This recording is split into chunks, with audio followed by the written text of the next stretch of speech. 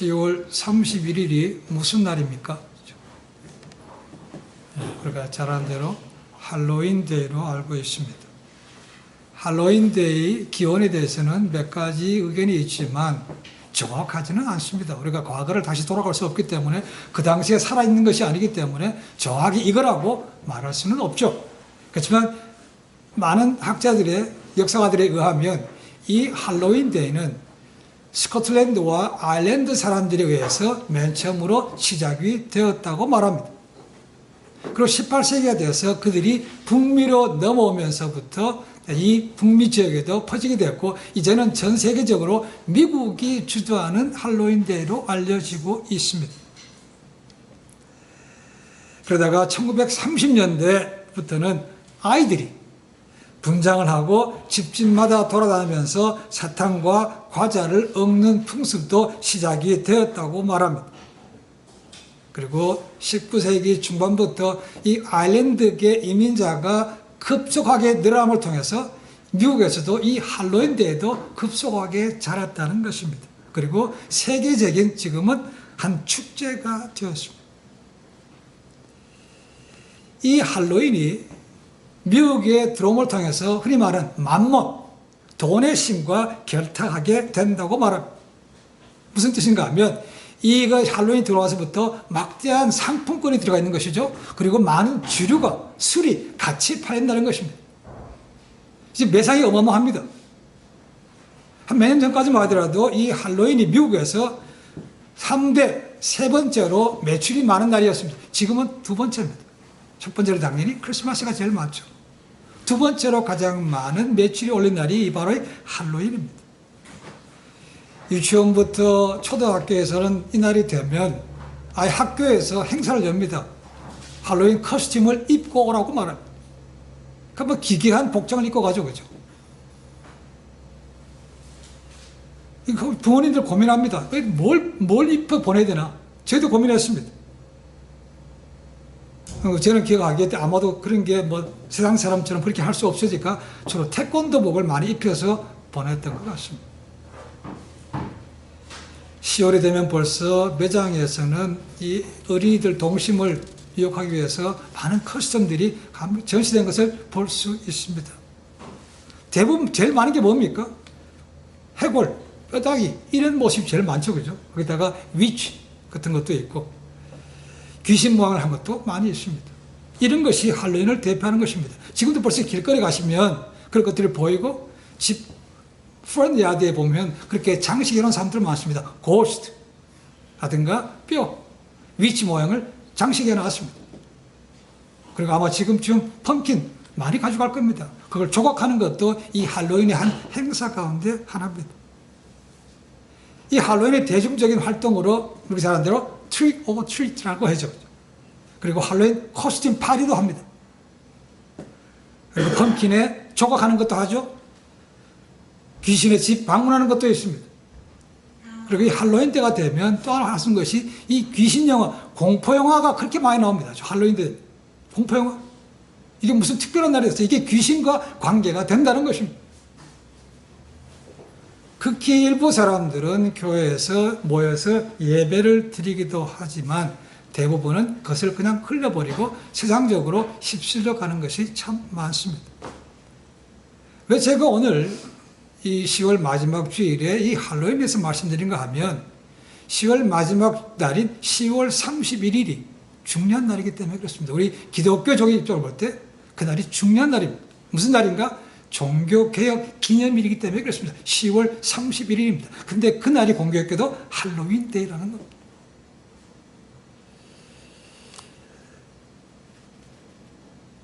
(10월) 마지막 주일, 오늘이죠. 그러니까 주일은 종교개혁 기념주일로 지킵니다.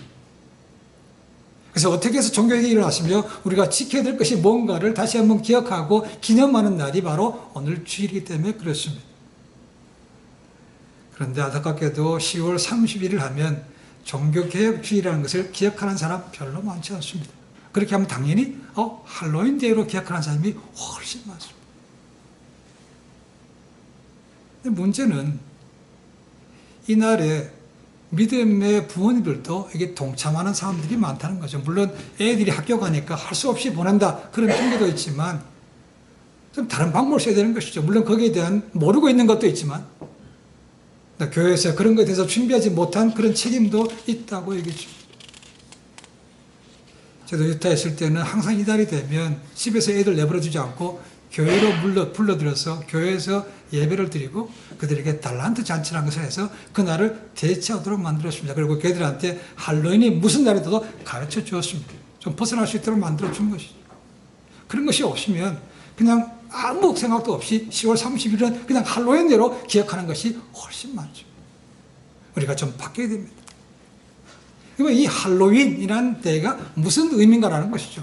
할로윈은 두 가지 단어가 합쳐진 것입니다. 할로우라는 단어와 이브라는 단어가 합쳐진 것입니다.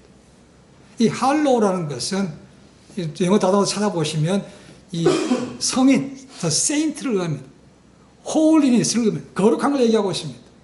그리고 이브라는 것은 전야를 얘기하는 것이죠. 그러니까 거룩한 날 전야라는 것입니다. 세상적으로 로마 카톨릭 교회에서 말한다면 그것이 만성절 전야제라고 말합니다. 만성절 전야제라는 것은 그 다음날 11월 1일이 만성절이라는 것입니다. 이 만성절이 뭔가? 로마 카톨릭 철치에서는 거룩한 성인들을 기념하고 그들을 기억하는 것입니다. 그날 바로 전날이 10월 31일이라는 거죠. 그래서 만성절 전야제라고 부른 이유가 그는 이 성인 대축제를 뭐냐면 영혼이 죽은 영혼이 이승으로 돌아온다고 얘기합니다. 그러니까 기독교하고는 아무 전혀 상관이 없는 것입니다. 그러니까 할로윈은 이교적인 풍습입니다. 그렇죠? 기독교적으로 본다면 이것은 비상식적이고 비성경적인 것은 확실합니다. 그리고 할로윈은 사탄적인 문화라고 합니다. 왜 그런가? 앞에서 입는 관련된 것이 귀신과 관계되는 것이고 사람들이 입는 옷도 귀신 복장을 많이 하죠. 그렇죠? 마귀상, 도깨비상, 해골상 이런 것들을 입고 나간다는 것이죠. 그러면서 집집마다 방문하면서 trick or treat라고 얘기하죠. 그럼 trick or treat는 뭔가? 이게 귀신과 관계되는 것이죠. 이 켈트족이 있습니다. 중세 켈트족의 죽은 조상들이 저승을 못 가고 떠돌아다닌다고 합니다. 그러다가 이 인간 세상이 만들어 놓은 그런 농작물이 아니다. 그런데 피해를 준다는 것입니다. 그게 트릭이라는 겁니다. 그럼 그걸 사람들은 어떻게 하는가? 그 사람들 달래줘야 되는 것이죠. 그래서 술이 생기는 것이고 음식을 주는 것이고 그렇게 풍성한 곡식을 드린다는 것입니다. 그것이 트리트입니다. 그래서 트릭 or 트리트 이런 것이 생겼다는 것이죠. 미신적이고 사탄적인 행사가 바로 이 할로윈입니다. 더 나아가서 할로윈은 인신매매 제사와도 관련이 있다고 말합니다. 고대 켈트족은 굉장히 폭력적이고 야만성이 있어서 희생제사를 드릴 때마다 실제로 살아있는 사람들을 인신 제물로 드렸다고 말합니다. 이들은 밤에 나가서 특별하게 그들 가운데 드루이족이 있습니다. 드루이족. 이들은 검은 옷, 검은 두건을 쓰고 밤에 가서 여자들을 납치에다가 사람 모양으로 만든 집에다가 가두고 그것을 불살라서 그들이 믿는 샤만 신에게 드렸습니다. 이것도 인신매매와 관계되는 것입니다. 그날이 10월 30일이라는 겁니다. 10월 30일. 종교개혁기념주일입니다. 언제 생겼는가? 1517년입니다. 1517년 10월 31일에 종교개혁이 시작됐습니다. 그러니까 지금부터 따진다면 500년 하고도 8년이 지났습니다. 508년이 지났습니다. 그때 나온 개혁들이 지금도 많은 교회에서 추구해야 될 것들이 많습니다. 개혁은 한 번으로 끝나지 않습니다. 계속해서 개혁되는 것이죠. 그래서 이렇게 얘기합니다. 개혁된 교회는 항상 개혁되어야 한다는 것입니다. 개혁이 끊임없이 계속 재된다는 것이죠. 우리가 느헤미야서 봤습니다. 그렇죠? 개혁됐습니다. 모든 게 제대로 이루어졌습니까? 아니죠. 또 무너졌죠. 그죠? 그래서 개혁은 끊임없이 지속되어야 된다는 것을 우리에게 알려주고 있습니다. 그러면 왜 종교개혁이 일어났는가? 이유는 여러 가지가 있습니다. 그 중에 가장 대표적인 것이 로마 카톨릭 철치의 부패입니다. 썩었다는 거죠. 원래는 왕권이 교황권보다 훨씬 더 셉니다. 그런데 이 왕권들이 자꾸 종교에 간섭한다는 것입니다. 그래서 교회가 독립하자고 해서 많은 투쟁을 했다는 것이죠. 그래서 독립이 되었습니다. 근데 그 독립이 되고 나니까 그 다음에는 뭡니까? 교황이 왕보다가 더 힘이 세다는 것을 보여주기 위해서 또다시 투쟁하게 됐다는 것입니다. 그래서 그렇게 됐어요. 교황이 왕권보다 훨씬 더 세다는 것입니다. 그러니까 자연적으로 부와 권력에 취해서 부패할 수밖에 없었다는 겁니다. 거기서 죽어나는 사람들은 평민들입니다. 저희가 다니엘서를 통해서 할 때 한번 말씀을 드렸습니다. 이 왕권과 교황권이 충돌해서 교황권이 확실하게 우위에 있다는 것을 보여준 사건이 바로 1077년에 생겼던 카노사의 굴욕이라는 것이었습니다. 교황 그레고리 7세와 하인리 4세가 붙었습니다. 교황이 왕에게 주교권 임명하는 것은 이 교황권에 달린 것이니까 내가 말하는 당신이 해야 돼 시켰다는 겁니다. 그런데 이 왕이 듣지 않았습니다. 그러니까 이 교황이 이 왕을 이 로마 캐톨릭 철치에서 파면시켜버렸습니다. 그러고 나니까 이 하인리 4세가 쫄았습니다. 그리고 나서는 이 교황이 머물고 있다는 카노사로 갔습니다. 그때 이럴 때 무지 추울 때 눈이 쌓였습니다. 교황은 성 안에 있습니다. 맨발로 3일 동안 자비를 베풀기를 빌었다는 겁니다. 그래서 용서 받았습니다. 그리고 파문도 다시 회복이 된 것이죠. 이 얼마나 교황권이 세면 왕보다 훨씬 더 세다는 겁니다. 그걸로 끝났겠습니까? 후에 수모를 당했던 이 하일리 4세가 옹하고 있다가 드디어 세력을 키워서 로마를 공격했고 숨어있던 그레고리 7세를 찾아내서 죽였습니다. 이런 것이 계속해서 반복되어 왔다는 것입니다. 그런 것들이 결국 쌓여서 종교개혁에 일어나는 그런 것이 됩니다. 그러면서 수도원에도 개혁이 일어났습니다. 로마 교황청이 그러니까 수도원들도 부패하고 사치스러운 것이 굉장히 많았다는 것입니다. 그러다 보니까 자연적으로 그 안에서 깨어있는 수도성들이 생겨서 고행을 하고 검소하고 나눔을 실행하는 수도원들이 자꾸 생기기 시작했습니다. 이 외에도 우리가 잘 아는 대로 중세 르네상스 운동, 신비주의 출현, 십자군 전쟁, 그 다음에 오스만 터키의 침공, 그리고 어떤 때는 동일한 시기에 당대에 교황이 한 명이 아니고 3명까지도 나옵니다. 3명. 이런 지경이 되니까 이 교회와 교황에 대한 불신이 점점점 올라가는 것입니다. 거기에 또 한 몫을 한 것이 뭐냐면 그 악명 높은 종교재판소입니다. 학자들이나 역사가들은 이 종교재판이야말로 중세 이 종교 가운데 가장 어두운 시기라고 얘기합니다. 이 종교재판소가 생긴 목적은 하나입니다. 이단을 소멸하는 것입니다. 이단 소멸. 그래서 1233년에 교황청에서 이 이단 종교재판소를 세웠습니다. 이 교황청에 일단 이단으로 찍히게 되면 아니면 고소가 되면 그냥 끌려옵니다. 이제 끌려오게 되면 이 피고는 변호사를 줄 수가 없습니다. 그리고 누가 고소했는지 그것도 알 수가 없습니다. 그리고 심지어 어린이나 범죄자가 한 것도 다 증인으로 채택이 됩니다. 그리고 그랬다더라 라는 풍문, 소문까지도 전부 다 증언으로 채택이 된다는 것입니다. 그러니까 일단 나오면, 찍히면 얼마나 불안한지 알 수 있죠. 그죠? 그로 인해 수많은 사람들이 고문을 당해서 죽었습니다. 역사적입니다. 전체적으로 전 세계를 통해서 이 종교재판을 통해서 죽었던 사람이 무려 5천만 명이나 이게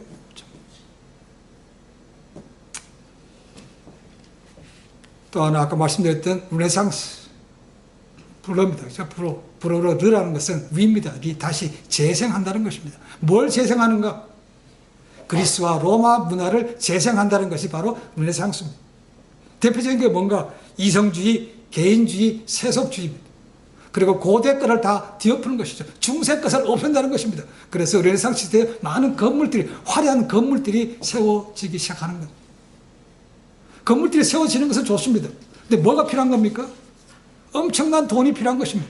다 어디서 나옵니까?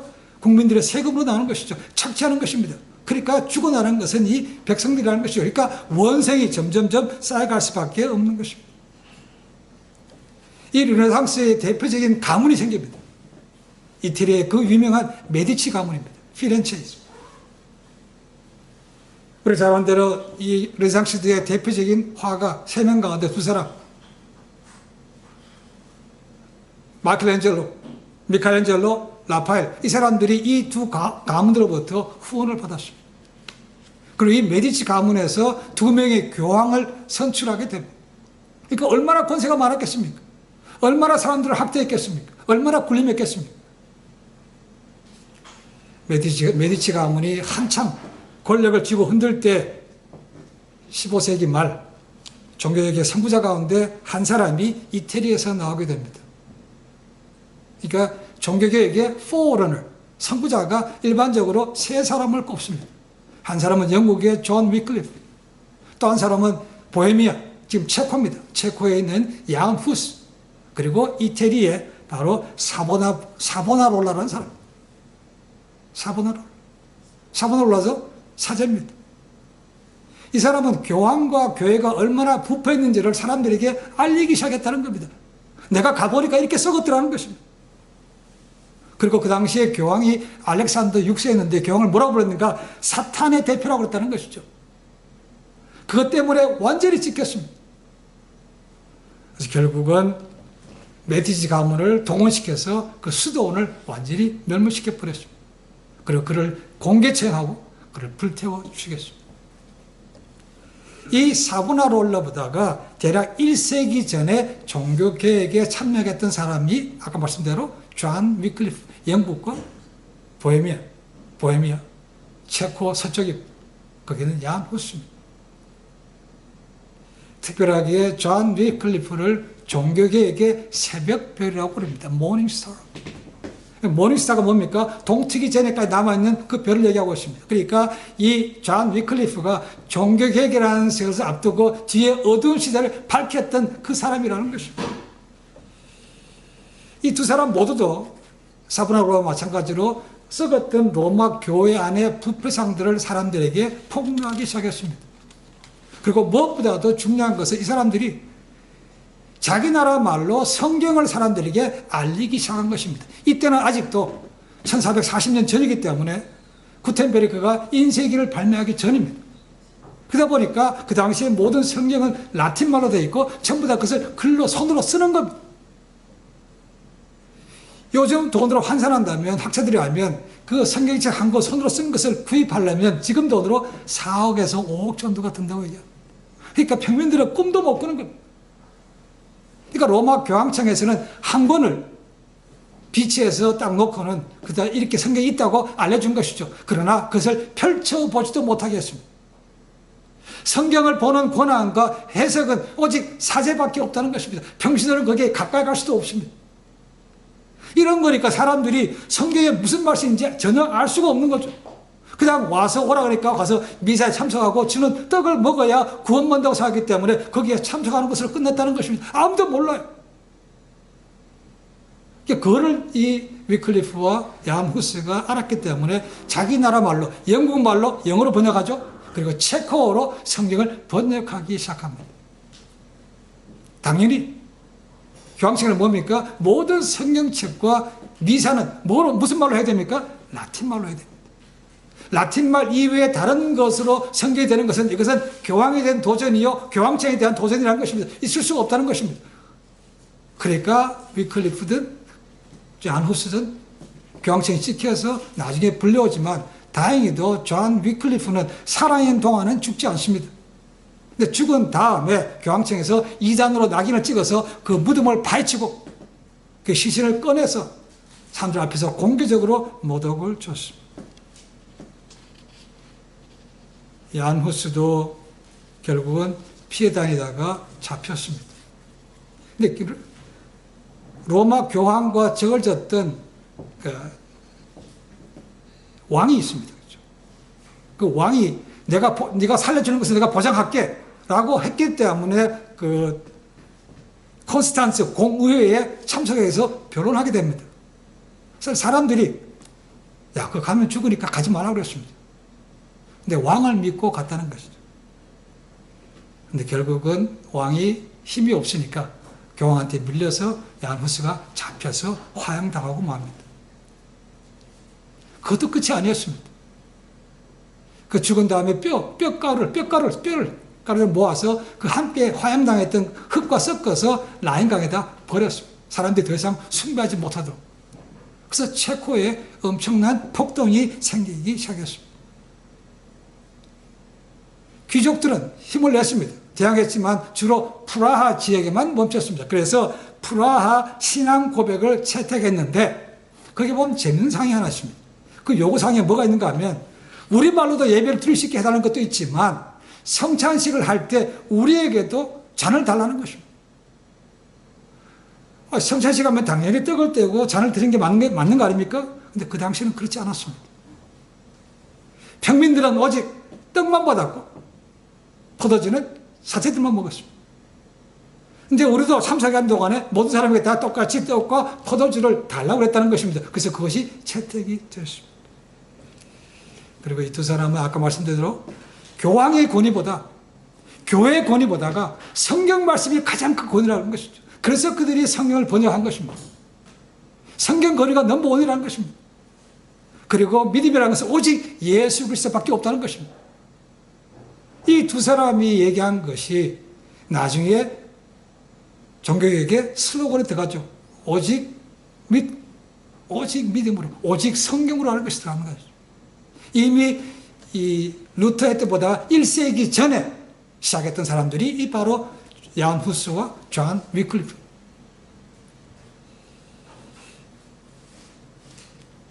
우리는 그냥 쉽게 성경적 말씀 가지고 있고 지금은 너무 많은 번역들이 많아서 뭘 했는지 모릅니다. 그렇죠? 그냥 장식용으로 하는 것이 많지만 이 당시에는 얼마나 귀했는지 모릅니다. 존 위클리프 경우에는 성경책을 번역했습니다. 자기 제자들이 있습니다. 그죠? 가르쳐야 되는데 줄 수가 없으니까 몇 가지 구절만 적어서 그들에게 이걸 외우라고 시켰다는 거죠. 외워서 네가 다른 사람들에게 전하라고 그랬습니다. 그래서 이 사람들이 가면 항상 자기들이 뭘 있는 것 같다가 사람들한테 얘기했다는 것이죠. 그러니까 안 믿는 사람들, 제3자가 보면 뭔가 중얼중얼 하더라는 것이죠. 그래서 그들을 롤랜드파라고 불렀습니다. 네덜란드 말로 롤랜드라는 것은 중얼거리다라는 것입니다. 얘기하면서 가르쳐준 것이죠. 구두로 전해준 것입니다. 이 정도로 된 것이죠. 결국은 그것도 모자라서 다 죽여버리고 맙니다. 추정한 사람들까지 끝까지 추정합니다. 그래서 다 흩어졌습니다. 이 흩어진 사람들이 가서 나중에 보헤미안 브레든이라는 게 생기시고 그것이 나중에 모라비안 쪽으로 바뀌게 됩니다. 성경을 사모했던 사람, 그런 사람들이 이렇게 되는 것이죠. 그런데 가장 큰 로마의 종교개혁의 원인은 우리가 잘 알고 있는 면죄부입니다. 면죄부. 요즘 근래에 와서는 면죄부라고 말하지 않고 면벌부라고 합니다. 면벌부. 왜요? 죄라는 것은 오직 예수를 믿음을 통해서 구원받는 것이죠. 그러니까 구원받습니다. 그죠? 죄 용서받는 것이지만 어떤 것은 죄의 경중에 따라서 그냥 받는 것도 있고 어떤 것들은 그냥 용서받지 못하고 대가가 따른다는 것입니다. 그런데 이 면벌부를 사면 그 벌에서 사함받을 수 있다는 것입니다. 그래서 면죄부가 아니고 면벌부, indulgence가 그렇게 해서 생기는 겁니다. 당시 로마 교회는 뭡니까? 누구라도 자기 죄를 지으면 누구한테 가서 얘기해야 됩니까? 사제한테 가야 되는 것이죠. 그래서 이 말은 고해 성사하는 걸 통해서 사제한테 가서 내가 이런 일을 저질렀습니다. 그러면 사제가 듣습니다. 그리고 그 사람의 죄의 경중에 따라서 약한 것들은 그러면 가서 주기도문을 10번 하루에 3번씩 반복해서 외우시오. 이렇게 가르칩니다. 근데 어떤 것들은 속에서 돈을 다 털어먹거나 사람을 죽이거나 하는 것도 있죠. 이런 것들은 용서가 안 되는 것이죠. 이런 것들을 용서를 받을 수 있게 만들어주는 것이 바로 이 면벌부라는 것입니다. 그리고 그렇게 돈을 받아가지고 이 교황청에서는 어디에 쓰는가? 왕들하고 싸워야 되는 것이죠. 그러니까 양들하고 싸우는데 교황청에는 군대가 없죠. 그러니까 용병들을 사는데 이 돈을 쓰는 겁니다. 그리고 교회 건물을 짓는데 이 돈을 쓰는 것이죠. 그리고 이 면벌부 판매를 교황이 직접 하지 못하니까 대리로 세운 사람이 그 유명한 테첼이라는 사람입니다. 테첼. 이 사람은 말을 무지무지 잘했다고 얘기합니다. 아주 언변 같다고 얘기합니다. 오죽했으면 개혁가들이 이렇게 합니다. 이 종교개혁은 이 테첼의 말 때문에 시작됐다라고도 얘기합니다. 그 정도로 말을 잘했다는 것입니다. 이 사람이 한 유명한 말이 있습니다. 무슨 말인가? 금고에 돈이 짤랑 떨어지면 연옥에서 영혼이 올라간다는 것입니다. 동전 딸랑 소리가 나면 연옥에 있던 영혼이 천국으로 올라간다는 겁니다. 유명한 말이에요. 지금도 로만 캐톨릭 처치에서는 연옥이라는 걸 믿어요. 그죠? 폴거토리 믿습니다. 폴거토리.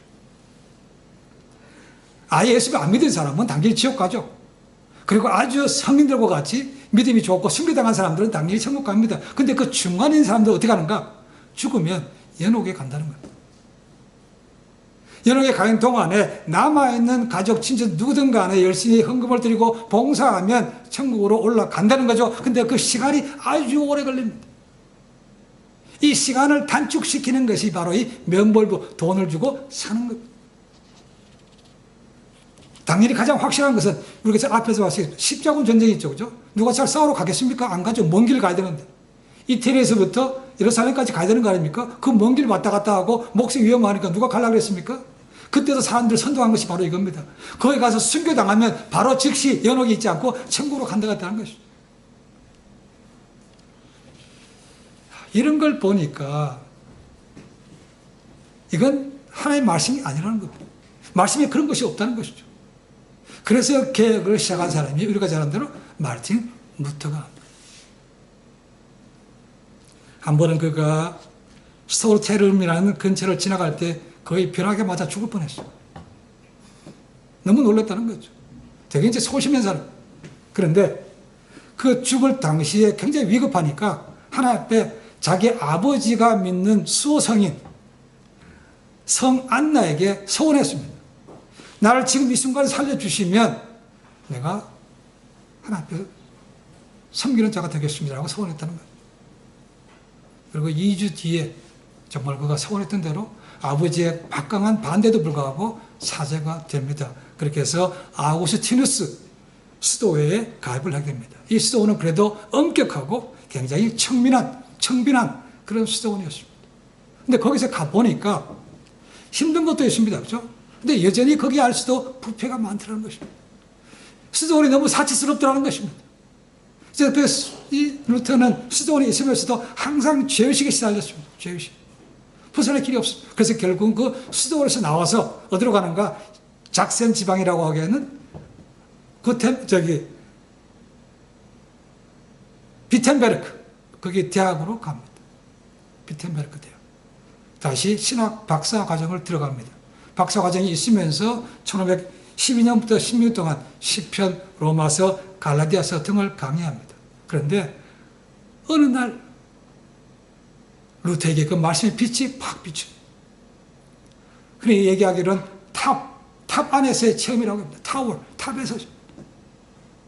루터가 그 탑에서 주로 평상시에 자기 죄의식 때문에 무릎으로 그 탑을 오르락내락 했고, 그래도 죄의식이 사라지지 않았다는 것입니다. 그리고 거기서 공부했다는 거죠. 거기서 로마서를 말씀 보는데 이 로마서 1장 10절이 와서 팍 꽂힌 겁니다. 이 말씀으로 인해서 그 깨달음으로 해서 이제 루터가 완전히 죄의식에서 벗어나게 됩니다. 그 사건을 통해서 우리가 말한 이신칭의, 이신득의라는 말이 나옵니다.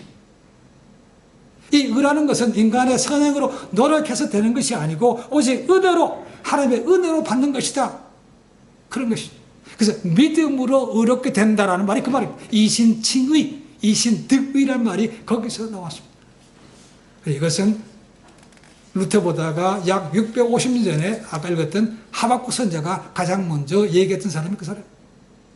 오직 의인은 믿음으로 산다. 그걸 통해서 루터가 확실하게 자신감을 가지고 이제 1517년 10월 31일 날 비텐베르크 교회 정문 앞에다가 95개 반박 논제를 써붙이게 됩니다. 95개, 95개. 그리고 95개를 똑같이 적어서 거기에 있는 대주교에게 자, 이거 당신이 이제 질문을 대답하시오라고 보냈습니다. 그날이 1517년 10월 31일 종교개혁이 시작된 날입니다.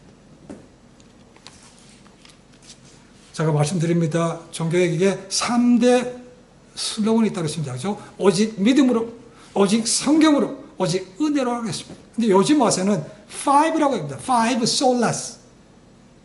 솔라의 복수입니다. 솔라스, 5 솔라스라고. 이 이유가 있는데 뭐냐면 이 솔라가 붙은 것은 세 개밖에 없습니다. 솔라 그라티아, 솔라 스크립트라, 솔라 피데 세 개밖에 없습니다. 이건 여성 명사입니다.